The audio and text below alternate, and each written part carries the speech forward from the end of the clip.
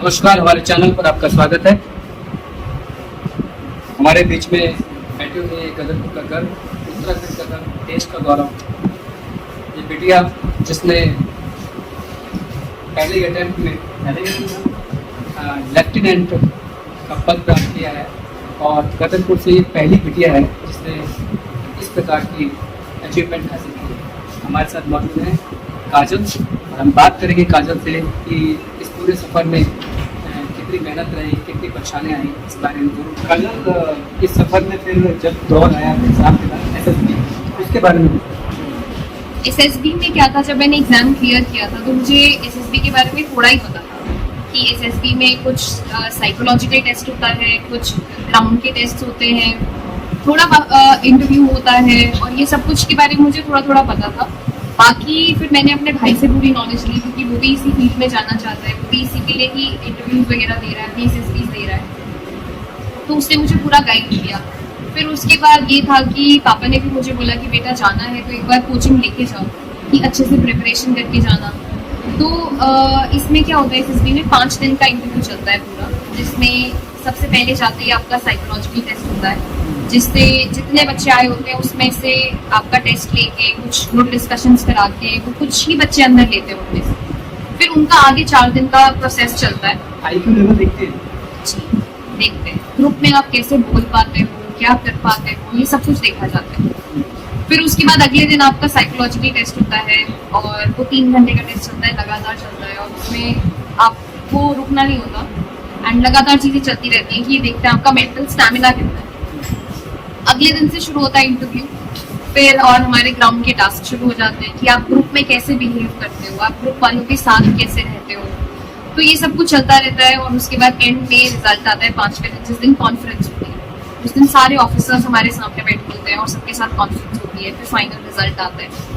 तो यही SSB में चलता है। और इसकी पापा ने मुझे जैसे कहा था कि आपको कोचिंग लेनी चाहिए और फिर जाना चाहिए, तो मैं कोचिंग लेके अच्छे से प्रिपेयर करके फिर इसके लिए गई थी, ताकि कहीं भी छोटी सी भी कमी ना रहे और मैं अपना 100% दूँ। काजल, आपसे बात करेंगे निशान से पहले पिताजी बैठे हैं। मैं आपसे पूछना चाहता हूँ कि अब जब ये लेफ्टिनेंट हो गई है तो अब आप क्या करें, उसके बाद कोई इच्छा बची नहीं है? हाँ सर, दादी से ना जो मुझे जब मेरा बच्चा आर्मी स्कूल के लिए सिलेक्ट हुआ था ना, तो वहाँ पे जब जो मेरा मन बना बच्चों को इस साइड भेजने का, तो मैं न्यूज़पेपर में पढ़ा करता था कि आज ये बच्चा जो है ट्रेनिंग करने के बाद उसके मम्मी पापा ने उनके कंधों पे स्टार लगाए। तो मैं सोचा करता था कि मैंने कहा काश क्या मेरे लाइफ में भी ऐसा पल आ पाएगा कि मैं अपने बच्चों के शोल्डर पे स्टार लगाऊँ, क्योंकि आफ्टर ट्रेनिंग जब है माँ बाप को गौरव दिया जाता है आर्मी की तरफ से कि बच्चे के जो कंधे पे स्टार लगाए जाएंगे वो उसके मम्मी पापा के द्वारा ही लगाए जाएंगे। तो एक बच्चे ने तो मेरा वो सपना पूरा किया है और दूसरा बच्चा सपना पूरा करने के लिए तैयार है। जितना संघर्ष भेड़ जी ने किया है और बिटिया आज वो मुकाम लेकर के आई है, ये खुद जाकर के माता पिता कंधे पे काजल पे स्टार बनाएंगे। जब ये बता रहे तो जरूर रोड लेके मेरे अंदर थी, क्योंकि फीलिंग्स होती है अगर आप करने लग जाओ तो आपको लगता है कि आप ही के साथ। काजल, सैनिक स्कूल का आपका नाम लिया तो मुझे एक दिमाग में बात आ गई।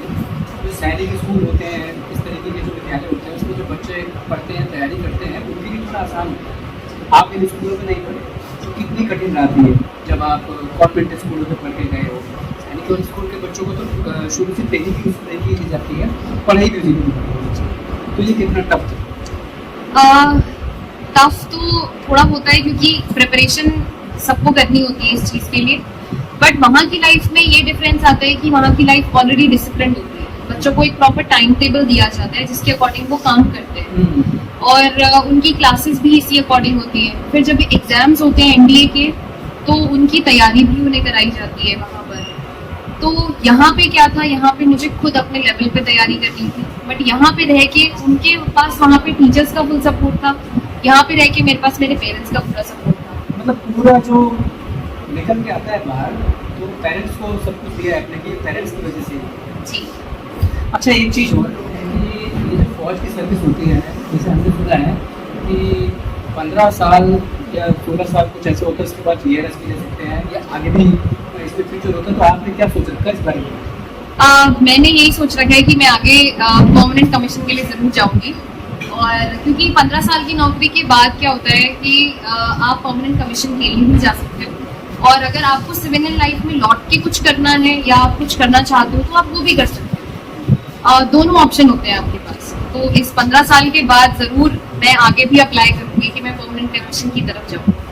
जो स्टार जो 2 से 3 बढ़ेंगे ना, या फिर मेरे मुंह से पहले करोना निकला था, तो वहाँ तक तो पहुँचने की उसके बाद नंबर है ही है। आप एक लड़की हो, और क्या है, जब इस रास्ते बढ़े तो ये मोटिवेशन आया, खासकर लड़कियों के लिए प्रॉब्लम होती है, और अगर आया तो आप साथियों को भी बता सकें कैसे मेंटली देते हो। डीमोटिवेशन ऑफ कोर्स आता है सबकी लाइफ में। जैसे आप देखते होंगे बच्चे आईएएस के लिए भी प्रिपेयर करते हैं, आईपीएस के लिए भी प्रिपेयर करते हैं, उनका भी क्या होता है, एग्जाम एक बार नहीं क्लियर होता, 2 बार नहीं क्लियर होता, वो डीमोटिवेशन सबको होती है। तो ऐसा ही मेरे साथ भी हुआ था, क्योंकि मेरा एग्जाम भी 24 की एज हो चुकी है मेरी भी, और अब मेरा एग्जाम क्लियर हुआ था फाइनली, और उसके बाद मैंने अपनी एसएसबी ली है। तो मैं कॉलेज के बाद से मैं भी ट्राई कर रही थी कि एग्जाम देना है और क्लियर करना है इसे।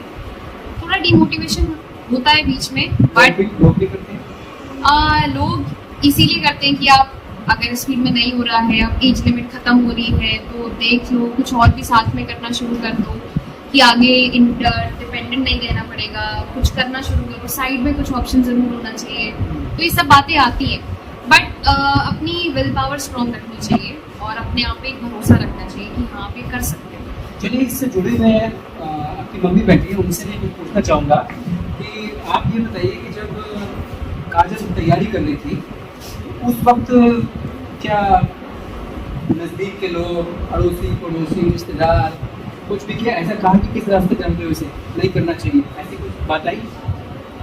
मैं सच बताऊँ, हमने ज़्यादा किसी से ये बात शेयर की, लेकिन उनको ये पता था कि बच्चे हमारे पढ़ रहे हैं, इस लेवल में हैं। तो कई लोग ऐसे कहते थे कि हमारी बेटी का तो प्लेसमेंट हो गया, उनका ये हो गया, उसकी भी जॉब लग गई।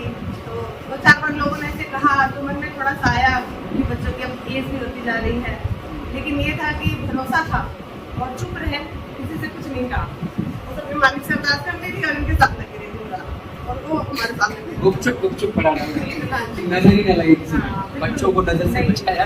कौन सी काजल बुक्स लगती है, क्या पढ़ते हैं इसमें, मतलब आखिर में पढ़ाई किसको होती होगी?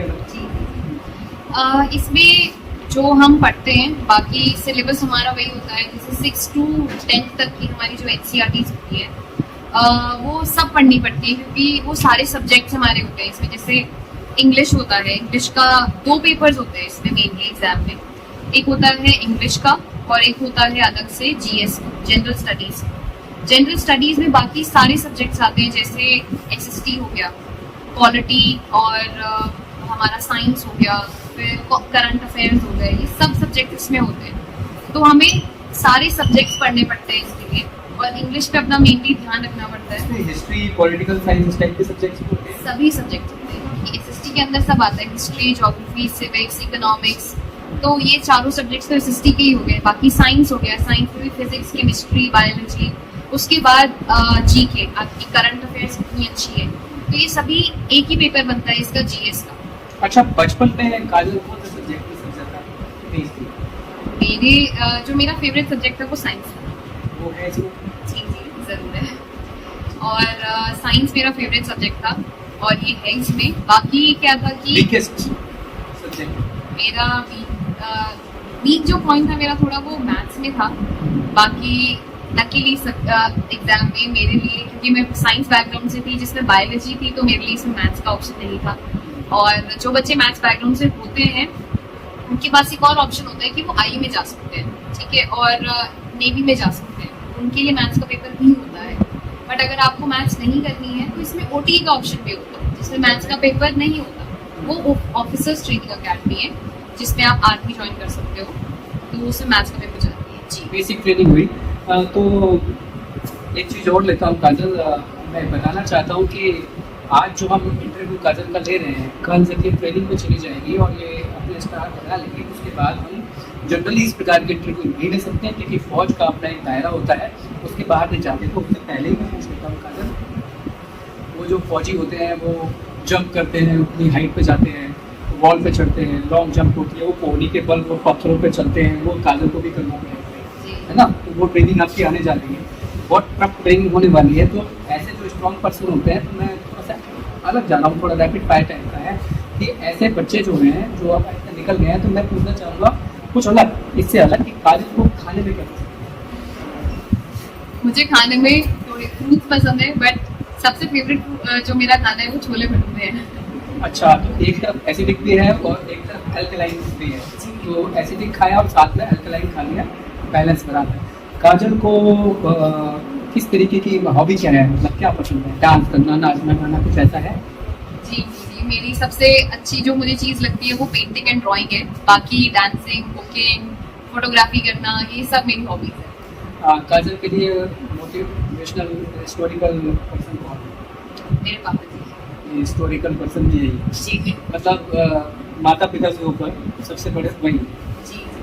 और इसके अलावा काजल को क्या पसंद है पर्सनल लाइफ में? पर्सनल लाइफ में मुझे मूवीज देखना बहुत पसंद है, और खाली टाइम में मैं न्यूज़पेपर वगैरह भी पढ़ लेती हूँ। बाकी वीडियोस देखना यूट्यूब पे ये सब चीज़ों के बारे में कि आपकी लाइफ कैसी है और ये सब क्या होता है वहाँ पे। फिर अपने जियो पॉलिटिकल वर्ल्ड में क्या चल रहा है, मतलब आसपास कंट्रीज में क्या चल रहा है, इंडिया के रिलेशंस कैसे हैं उनके साथ, और अपने आप को अवेयर रखना इन चीज़ों से। तो ये सब कुछ मुझे पसंद है। काजल, ये जो तुमने अभी भी बताया, तो मतलब पॉलिटिकल जो इशूज़ हैं उस पर भी आप ध्यान देते हो, तो इसका मतलब इसमें भी जानकारी रखते हो। तो इन फ्यूचर आफ्टर जॉब, क्योंकि जनरली जो मेजर या कर्नल या इस तरह की रैंक के लोग होते हैं, वो बाद में देश सेवा तो करते हैं, तो देश सेवा का दूसरा रास्ता भी नहीं मिलता है, वो पॉलिटिक्स है। तो फैमिली में पुराने पॉलिटिशियन पहले भी हुए हैं, तो क्या है आगे कुछ मन में है? एज सच मैंने अभी ये सब कुछ सोचा नहीं है, क्योंकि यही लाइन मैंने पकड़ी है तो मैं इसी लाइन में आगे जाना चाहूँगी। बट मेरा पर्सनली जो व्यू है, मैं पॉलिटिक्स से दूर रहना चाहती हूँ और फिर कुछ करना चाहती हूँ। इसीलिए वो क्या बोलते हैं, पावर देखी जाती है, फिर वो है काजल। चल, आपके फूफा जी की बात आ गई, तो उन्होंने अभी देश के ऊपर बलिदान होने तक का संदेश दे दिया, तो ऐसी नौबत आती है और क्या नहीं? ऐसी नौबत आती है, और जो देश प्रेम है, अभी मैं ट्रेनिंग में जाऊंगी, वहाँ ट्रेनिंग करूंगी, मैं वहाँ ऐसे लोगों के साथ रहूंगी कि जिनमें और जज्बा होगा देश के लिए, और ऐसे ऑफिसर्स होंगे जो हमें ट्रेनिंग देंगे, और उस माहौल में रह के जो मेरे अंदर देश प्रेम की भावना और आएगी, तो ऑफ कोर्स कि बलिदान देने की भावना जो मेरे अंदर जागेगी वहाँ पे, तो वो मैं शब्दों में तो बयान नहीं कर सकती हूँ, क्योंकि वहाँ जाके हमें यही सिखाया जाता है कि देश पहले और परिवार बाद में।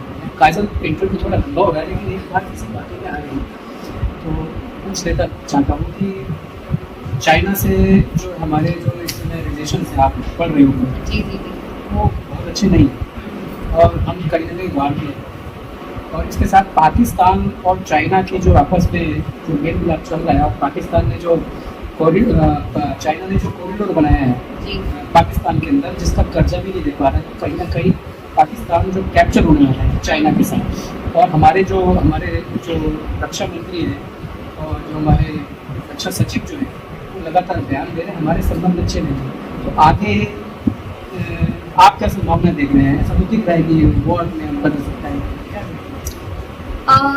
ये सारे रिलेशंस जो हैं वो थोड़े से बिगड़ रहे हैं, बिकॉज चाइना क्या है, आजकल कोशिश कर रहा है कि वो अपनी पावर को बढ़ाए, वो अपनी पावर को हर जगह फैलाना चाहता है। और जो आपने कॉरिडोर की बात करी, वो ऐसे ही हर कंट्रीज में जाके और उन्हें कोई ना कोई प्रोजेक्ट देता है जिसके अंडर वो लोग मतलब डेप्थ में आ जाते हैं, और फिर वो कंट्री उनके अंडर ही चली जाती है ऑलमोस्ट। तो ये संभावनाएं हर जगह बढ़ रही हैं। बाकी अगर हम देखें तो हमारी इंडिया क्या है, एक न्यूट्रल कंट्री है अभी, और हम सब ने नाटो वगैरह को ज्वाइन नहीं कर रखा है, और हमारे पास अपना एक स्टैंड है, और इंडिया के पास बहुत अच्छे ऑफिशियल्स भी हैं जो बात करके, जैसे एस जयशंकर हैं हमारे, तो वो बात करके और ये सब चीज़ों को, और इंडिया भी अपनी जो डिफेंस है और इन सब चीज़ों को इतनी तेजी से डेवलप कर रहा है, इतने नए वेपन्स भी बना रहे हैं कि इंडिया किसी से पीछे रहने वाला तो नहीं। वॉर हो जाए तो एक लेफ्टिनेंट क्या सोचता है, जैसे एक सिपाही है फौज का, उसको सिर्फ एक ही चीज़ पता है, बॉर्डर पे जाना है, और मरना है, मारना है। एक लेफ्टिनेंट की सोच क्या होती है? अपने देश को जिताना। तो एक फिल्म में निशांत, एक फिल्म में एक डायलॉग था, उसमें कोई कह रहा था, मुझे ना फिल्म याद है लेकिन वो मुझे याद है कि वो कहते थे कि देश के लिए मरना बेवकूफ़ी है, देश के लिए जान देना बेवकूफ़ी है, देश के लिए जान देना समझता है। तो ऐसा ही चांस है, डिप्लोमेटिक है ये, पॉलिटिक्स में भी जाएंगे फिलहाल ऐसा लगता है, मतलब मैं मजाक कर रहा हूँ, हो भी सकता है। तो लास्ट में वो विल पावर आप अपनी मजबूत करने की बात कर रहे हो, वो आपको अपने परिवार की भी जी जी जी जी, और शायद है तभी उन्होंने बनाया है। जरूर, हाँ जी। चलिए, ये है कदरपुर की होनहार बेटी काजल बेहड़, जो कि लेफ्टिनेंट हुई है, ट्रेनिंग शुरू होने वाली है। माता पिता इंतज़ार कर रहे हैं इन कंधों पे स्टार लगाने के लिए कि अपने हाथों से स्टार लगाएंगे। इससे बड़ी बात किसी माँ बाप के लिए हो नहीं सकती है, क्योंकि दुनिया में कितने भी प्रोफेशन हो, सबसे बड़ा जो इसको प्रोफेशन भी नहीं बोल सकते हैं, देश की सेवा ही बोल जाती है। मतलब कंट्री सर्विस जो है, बच्चे उस लाइन में जा रहे हैं, बेटा भी आगे तैयार है। तो ऐसे प्राउड के क्षण इनके साथ आ रहे हैं, और हमारा जो हमारा शहर है, हमारा जिला, हमारा प्रदेश, ये सब इस खुशी में आपके साथ खड़ा है। हमारा चैनल भी आपके साथ है।